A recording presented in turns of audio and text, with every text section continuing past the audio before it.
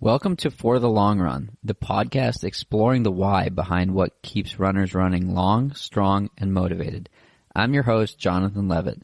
I've been running for a few years now and have the privilege of meeting many incredible runners on my travels all across the country. This podcast is intended to share those amazing conversations. Hi again. I'm here with Stephanie, and we've got a little bonus episode coming today. This is going to be talking about injury and when to seek help and what to do if you're not feeling your best. So thank you for joining again. Yeah, thanks for having me back. Of course. So do you want to give a little background on where this conversation's coming from and sort of the last few months that you've had? Yeah. So I was just in Boston for the marathon about 2 weeks ago, and we recorded a podcast that was just released today. And I was discussing some of the issues I've had with my Achilles, and it's been something I've been dealing with for months. And kind of unknown to me at the time, I was just about to get on a plane and go to Sweden. So I have just returned to the U.S. I had surgery from Dr. Alfredson on my Achilles, and I'm back home recovering now. So this was kind of not a planned trip overseas, but it's something that I think was really worth doing. And I'm so happy. And I just wanted to share a little bit about how I got here, be able to help other injured runners find their way. Yes, unfortunately, there are way too many injured runners, and the trajectory they take is often not the most informed, and we're all guilty of following the joy of running, and I'll run through it, or I'll rest a day and feel better tomorrow. So it's awesome to have you on here as someone with a background in performance and exercise physiology and all that good stuff, to actually talk from a perspective of like, okay, what do we actually do? What does the science say? And what are the options look like? So let's start with when do you seek help? When should you be looking? I mean, I think that people should have help before they're injured. So let's yeah. We're talking a little bit about that too. Yeah. So I think as a runner, you're always going to have little aches and pains. So I think a great person to just have in your corner is a physical therapist that you've established and you have a relationship with. And so when things come up, you can go to that person to figure out, what's going on, to understand the root of your issue. I think runners, we're type A people, and we always want to push and have a hard time slowing down. So I think it's good to have someone to talk it out with and just talk some sense into you, because sometimes you just need a couple days of rest and then things will get better. So I think, when things crop up, it's good to have that person in your corner that you can send an email or set up an appointment with. Definitely. So a lot of times people get caught in the whether it's coming back too quickly, or whether it's an overuse, or whether it's not running easy enough, most of the time. Why do you think it's so difficult to listen to your body and do the right thing? Well, I think there's two parts to it. I think one, we are used to pushing through some pain, and that is good at times. It's not like running always feels good. So we're a little bit conditioned to, I guess, dull our spidey sense a little bit when it comes to pain, and just kind of say like, oh, I can get through this. So there's that. And then also, again, going back to just the personality type of most runners, it is something that we want to just push ourselves, and it's hard to take a day off. And so I think when those two things come together, it's difficult to know, is this the kind of pain where I should back off and take a day off? Or is this the kind of pain that, I can work through and it's not going to be a big deal? What's the barometer for the former there? When should you then seek help? So I think, if something hurts, I'm a big fan, and this is say what I do, not what I do. Take a day off or 2 days off, like literally rest. Because oftentimes when things crop up right away, if you just knock out the rest, you can post a rest day brags, go put your feet up, have a donut, whatever. That can heal a lot of things pretty quickly. Now, say you do that and it doesn't get better, and you've tried maybe some icing or, some, depending on what it is, maybe some anti-inflammatories or compression, then I would start, thinking about making an appointment. I would stay off of Dr. Google because no good comes of that. I've diagnosed myself with many strange things. Yes. A line that I love is listen to your body when it's whispering before it starts to scream.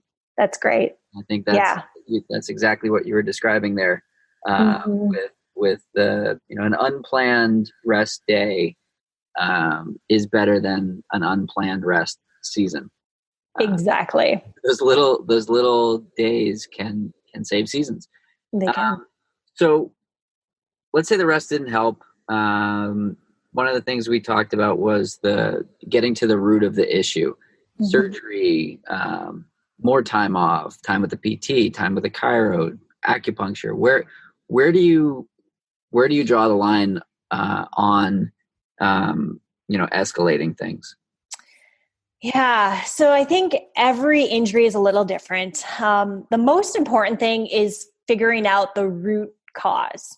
I think a lot of times when you're injured, myself included in this, you can get a little frantic and vulnerable, and anyone who can promise you some relief or some sort of fix is going to sound attractive. And so that's where the PT, I think, again, or whoever it is you trust, have a good relationship with. It might be a coach. It might be, a partner, just someone who can talk it through and help you rationalize what's actually going on. Because oftentimes when you say things out loud, you can kind of make sense of it.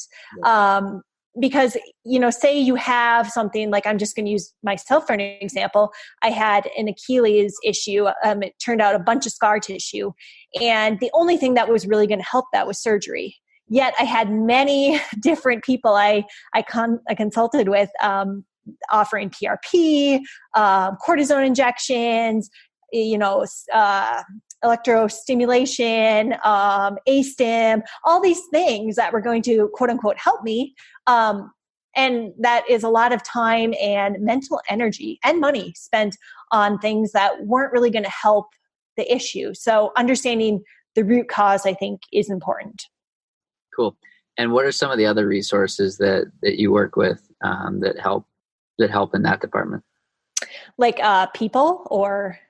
Yeah. So I worked with my coach a lot, just because Jason Koop is my coach, and he's worked with a lot of athletes for many years. So he was just a great sounding board to talk things out with. I think, like I said, a PT is a great resource, or a physio. And that can include like a massage therapist who's well-versed in anatomy, physiology, a chiropractor who maybe has some sports therapy training, or even like an acupuncturist. Anyone who really specifically understands the body and can direct you down a path of, where to look next. Because you can be so lost. Like your knee hurts, there's a number of things that could be wrong in there. And it's like, where do I go? So finding someone you trust, I think, is important. Definitely. So let's talk nutrition. What are some of the things that you can do so that you don't find yourself in this place? Are there nutrients that you should be thinking about? Are there supplements you should be thinking about to help prevent injury? Definitely. Nutrition is so key to everything, our body. Yeah. No, I said definitely. Yeah. I know. Yeah. No, there's nothing you can do. So I think the most important thing, if we're looking like big picture, because there's, we can like think concentric circles. So there's like the tiniest little things we can do. But if we open up our scope and think like, okay, so what are these general things I can do? I think the first thing is getting enough energy. So oftentimes injuries come from low energy intake, low energy availability, which is just kind of a product of chronic low food intake. That can just get you in a place where you're run down and really prone to your body breaking down. And so getting enough food on a day-to-day basis is super important. And I guess moving in one step closer, then getting enough proportions of macronutrients, so enough carbohydrate, enough protein, enough fat. Those are all important as well. So depending on the individual, sometimes people limit one nutrient or another for various reasons. It could just be for, they don't know, or it could be they're trying to follow a specific diet.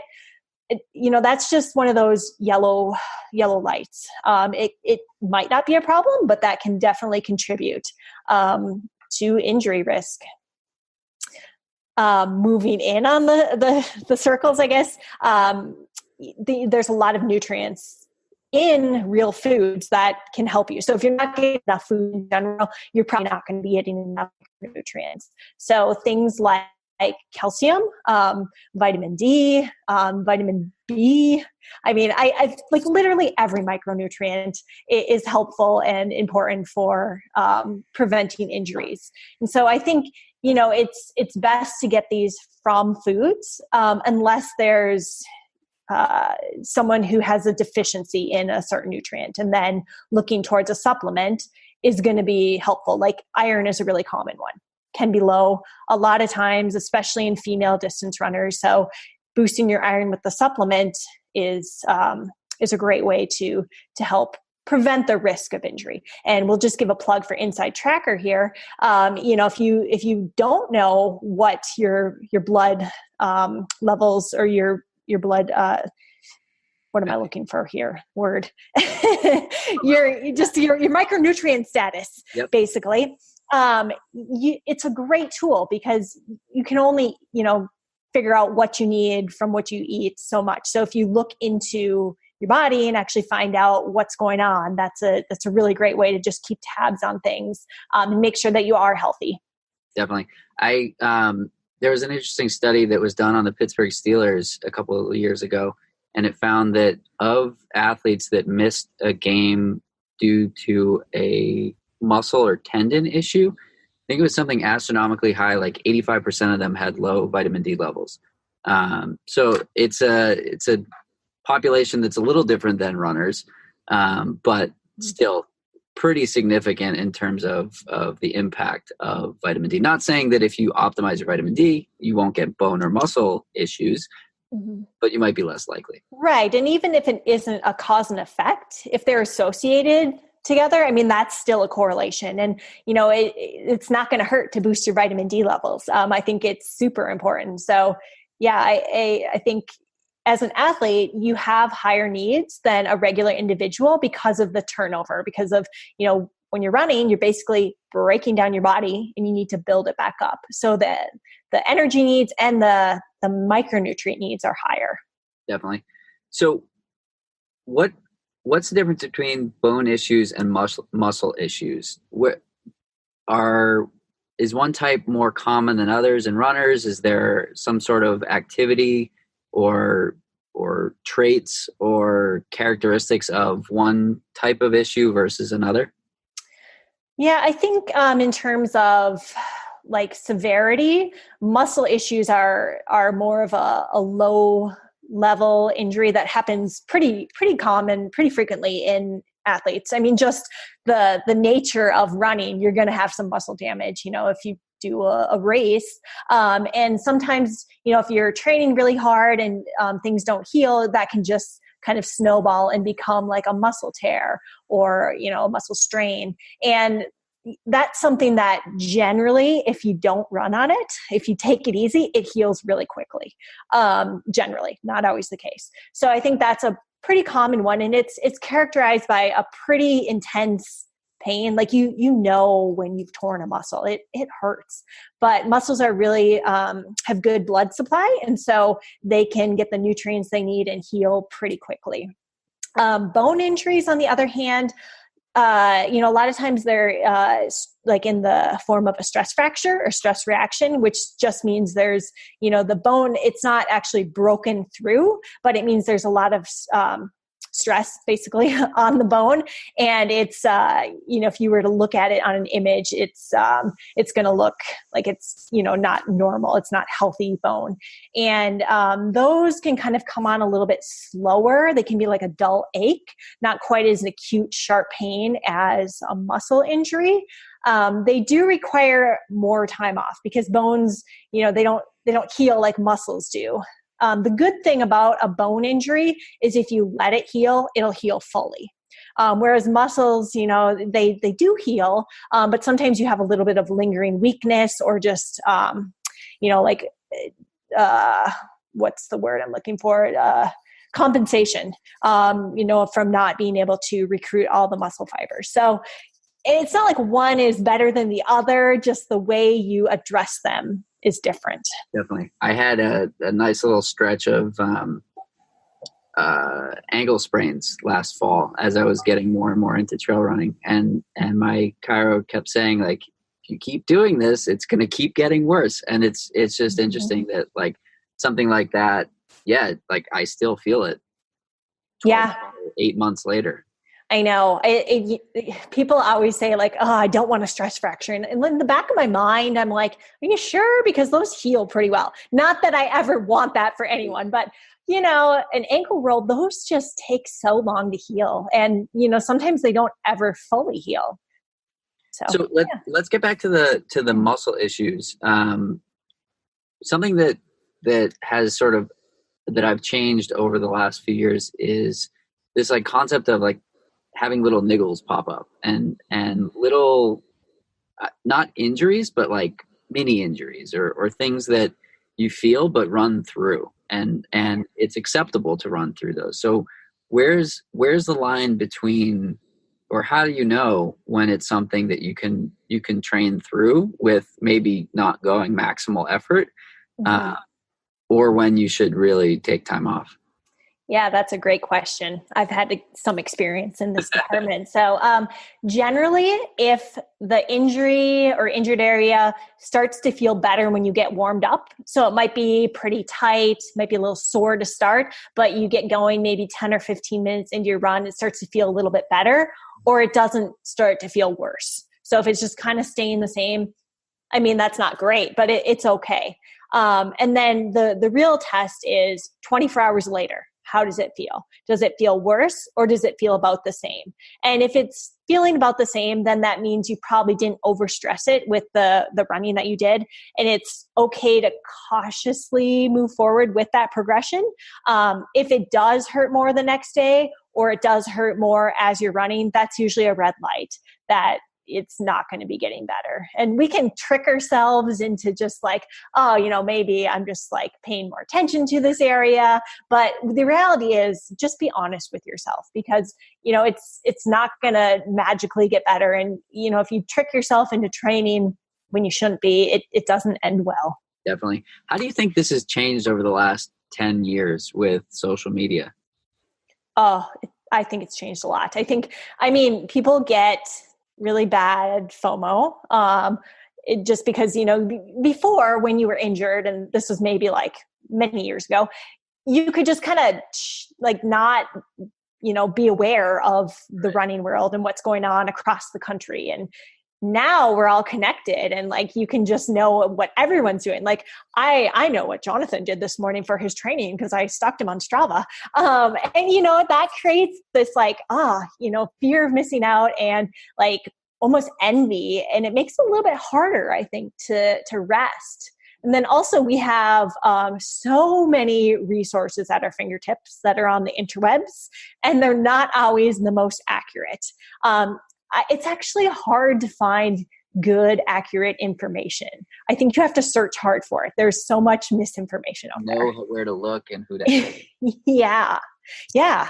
So Yeah, I mean, I think it's really hard because you get these people that are, in the running world. I see it all the time with people running marathons that are injured. Like Yeah. they're consciously aware that they're injured or that they could be injured by the end of a race. And whether it's sponsor obligations, if they're at that level, or if they just don't want to miss out, the fear of missing out. I think it's a dangerous slope to go down. I was chatting with a friend. She's an Ironman triathlete, and she calls race day like withdrawing from your fitness bank, and you have to then over time make deposits back in before you can withdraw again. She was talking about athletes that are training now, having raced Boston 2 weeks ago. And by training, I mean like doing intervals and stuff and long runs. It's like today's May 3rd. Boston was May 15th. So, or April 15th. So, 2.5-ish weeks, people crushing long runs and things like that. And it's a cycle of you're just like, you're something's going to happen eventually. And right. It's not sustainable. Yeah, it's not sustainable. Exactly. That's what I was looking for. And it's sad to see because you have people with massive audiences getting kudos for doing these things that are I don't want to say destructive, but they could be destructive. And then other people are like, oh, you're a badass. And they do it. Yeah. I think we celebrate at times things that maybe shouldn't be celebrated. Like, like running with a stress fracture or crossing the finish line and like totally collapsing because your body is absolutely broken. I mean, in some ways, those are incredible mental strengths for someone to be able to do that. But that's not a very healthy long-term outlook. I don't think it's really smart, or I wouldn't celebrate someone who starts a race with a stress fracture because what are you doing to your body, and what are your values? Do you want this one race, or do you want to take care of your body so you're healthy for the long term? I mean, there's always going to be races. As a sponsored athlete, I don't think there is one race I do start the race knowing that I'm that injured that I might potentially cause permanent damage. I don't think any race is worth that. And that's my opinion. I might have a slightly different perspective on that compared to maybe other runners who, I don't know, maybe they're making millions, but I still don't think I would sacrifice my body for that. And I agree with you. You see people who do races and then they're doing workouts, and it kind of makes me feel like sometimes, why am I still resting, But then if you just take a step back and you think about it, it's like, well, I just asked a lot out of my body. Like, and if you are really honest with yourself, does it sound good to do intervals right now? And usually the answer is no. Like, I want to have some ice cream. So I ran Boston in 2017, and I was one of those people like limping across the finish line. Like, I caused so much destruction to my body that anytime I ran faster than a 10-minute mile, my calves would seize up and I would fall down. And then I tested with Insight Tracker and had these like fascinating results. My testosterone dropped 700 points. My inflammation was twice as high as it had been from any other marathon. I took 21 days off of exercise entirely. It was so hard to do, but it was that tangible data. Like, if I didn't have that, I'm tempted to run another marathon. I was like, I ran an hour over goal time. So I was like, this can't be too bad from a recovery perspective, but it was horrible. And that's how people get into like an overtraining, overreaching state. Yeah. So I think, and again, like having something outside of you that can help you, whether it be like a blood test or a coach or just like a friend who can be like, what are you doing? I think you can convince yourself. Yes. My training plan for, so with the marathon on Sunday, my training plan next week says burgers, pizza, rest, all that. Yeah. So a coach is definitely my recommendation there to keep you in line. Well, in some ways, celebrating a race instead of moving on to what's next. Right. Like, you just worked real hard for that. Like, give yourself a pat on the back. Definitely. and then enough respect to celebrate the impact of it also. Right. Yeah. Let's jump back to cross training. We've talked about you don't like swimming, you don't like other things. So I'll do it, but yeah. But instead of like doing something you don't enjoy, your approach is full rest. Let's talk about that. Yeah, and so I guess that there's two paths to this. So if you're injured, like say I went for a run today and I sprained my ankle. I think I would be better served by resting the next couple of days rather than cross training, because just like knock it out, like let the body recover. Even though say I went for a bike ride, it probably wouldn't put a lot of stress on my ankle. It's still putting some. And so I think full rest is like a secret weapon if you can do it.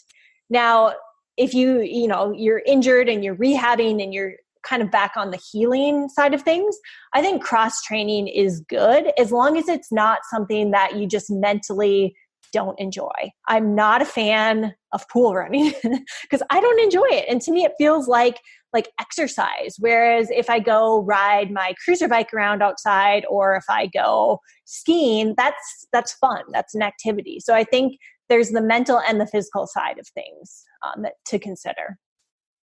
Definitely. What other tips do you have for people that are trying to navigate the, medical system around injury? Oh my gosh. Go to a different country.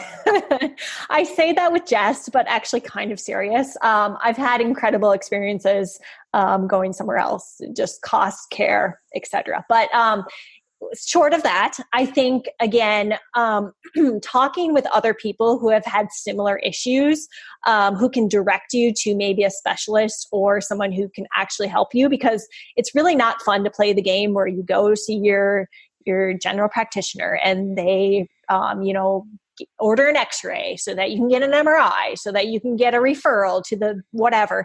I don't like playing that game. So I think if you can cut through those layers and go right to the expert, or just go, maybe it's not like the expert, but go to the right person, I think is really helpful mentally. And just time wise, because going through that process of like waiting, that can take weeks or months. And when you're injured, that's like traumatizing, like just sitting there waiting. So this is a good example of where social media is helpful, because you probably can find people who have had similar issues and just talk to them. I know I've talked to many people about Achilles stuff, and I've talked to people for, that have helped me with that as well. And it's been just really great to get personal experience.